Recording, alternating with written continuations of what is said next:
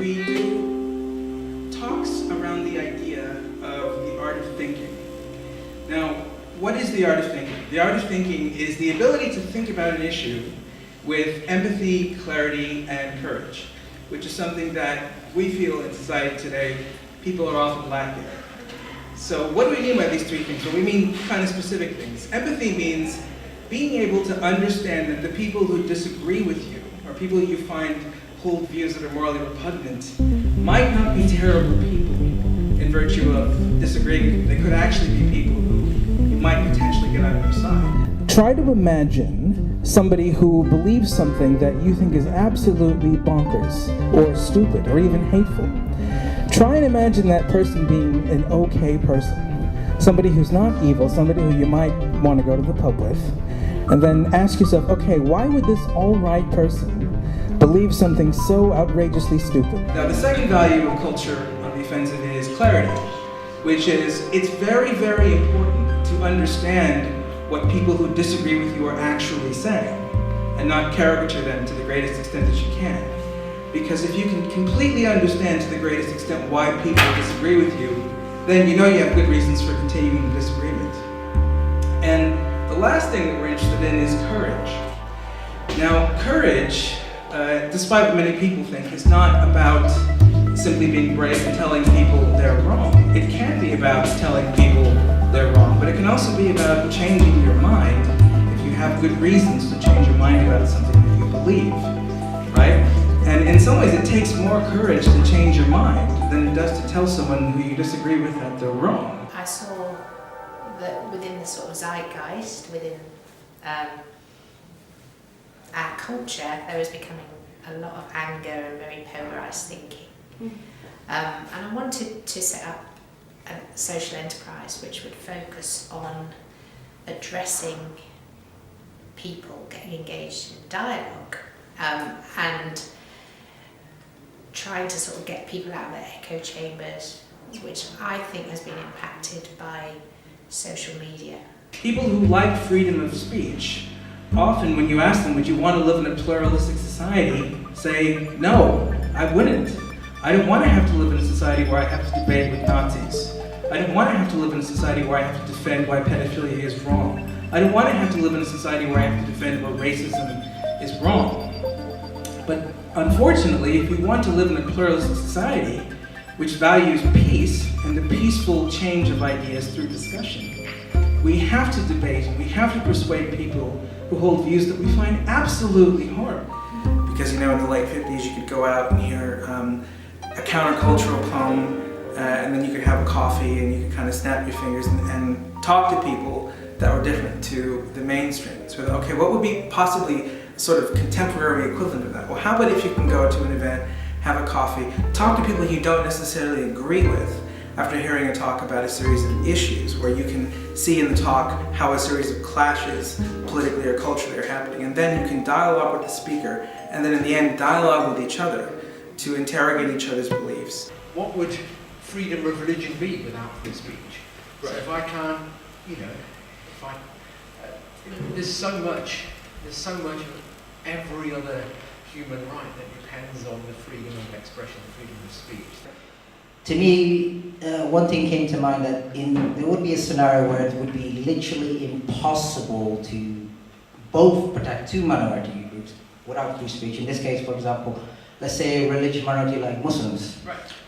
By default, many things the Muslims would consider essentially Islamophobic would be like things that I would consider normal. For example, I'm a former Muslim, so things that would be very essentially taboo to say, by default would be Islamophobic. So it would be quite impossible to say, yeah, we want to protect your essentially you as a minority, but then you have to do that at the expense of the other in this scenario. The difficulty again, though, is how much Islamophobia are you willing to tolerate in the name of freedom of speech? Are you willing to tolerate people yelling at you in the street and calling you all sorts of names to find out that you're Muslim or ex-Muslim? No, I would not tolerate that. Right. These are excellent questions, right? Because although I'm not going to put words in your mouth, these are the reasons that people today often say, I don't like freedom of speech once I actually understand what it is. Because it seems to disenfranchise the powerless. It allows us to be in situations where rather than change things to help people who are being oppressed, we have to sort of tolerate people being oppressed so we can get everyone on board in a polite conversation where everyone at the end can be convinced that equality is decent. And we can't do that. We have to fight now. Now, what would the free speech activists say in response to that? The free speech activists would say, the reason we need this polite, pluralistic dialogue is because all of the progress that we've had so far in terms of equality happened because we had some degree of freedom of speech. If we didn't have that freedom of speech, none of that progress would have happened. And if we start now cutting off freedom of speech, either formally or informally, for bigots, the next people that are going to get cut off are the actual minorities and oppressed groups. I would like to ask you what personally urged you into doing this? What was the thing that, let's say, triggered you most, irritated you most about the society that made you think, I want to do something about this and this is what I should do? I think it was a lack of nuance and a kind of opinionated discourse that was going on, where it was like, I feel this and I feel that, and also a kind of authoritarian censorship. I don't want to hear anything that I disagree with.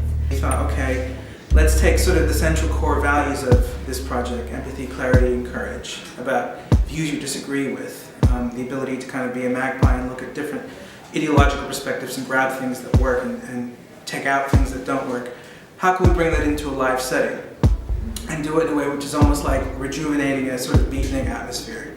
Okay, so one of the interesting comments that you made is you worry about the victimization narratives of today's activists.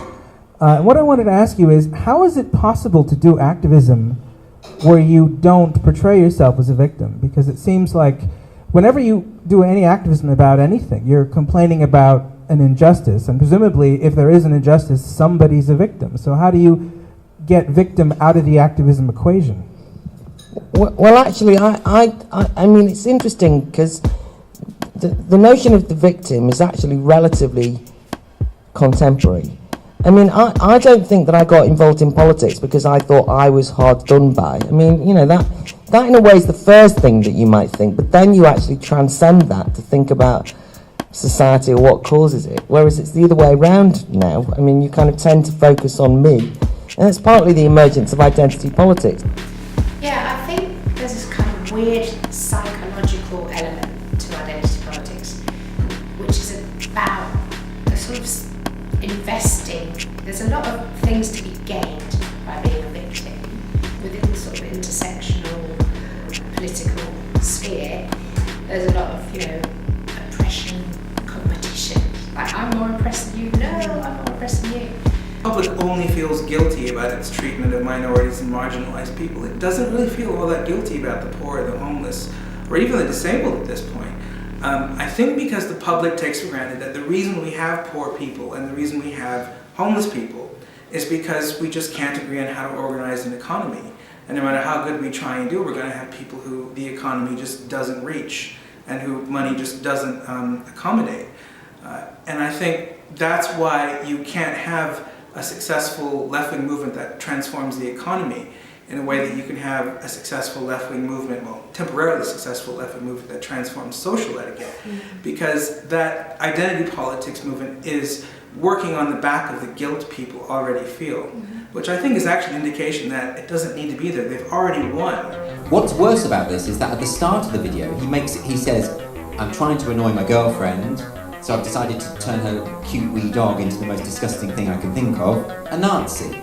So he's explained the joke, which comedians should never do. But he's done it, he's explained it for you. It's there in black and white, he didn't have to, but he did it. And then every time he says Sieg Heil, the pup does that with its paw. So you're laughing already, you haven't seen it, but you're laughing.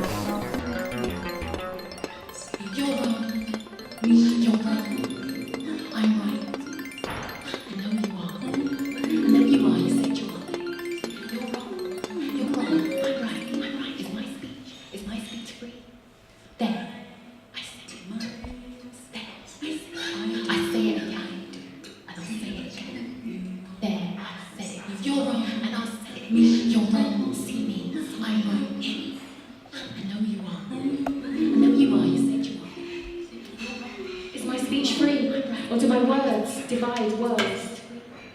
There, good, bad. Yes to them and no to that. Whispering stories, dead man tales, spinsters, resentment, murmuring heart, harlot, tart, trading points of view. See me, not you. Is my speech free? Who can stop my thuggery? Am I surprised by the voices that speak in my name to the lungs of my lives? Listen to me, baby. I need, I want, I wish, darling, you shouldn't. Yes, you should. Do this, do this, do this. What do you mean? I'm messing with your head? Was it something that I said? There. Is my speech free or does it terrorise? Is my tongue true or paralysed by lies? Am I silenced by the need to say it, and in the end there's nothing to declare, so I can't even claim my name? Or make a claim I'm just too aware of Judas' kiss, that bloody cloud of witnesses, the juror's verdict before it was said, I heard it. Roll on the trolls' comments, the common sense and the final judgment. You're wrong, see me. Is my speech free or chained when I'm bound to say what we all must say? You said you're wrong. When I'm bound to say what we all must say.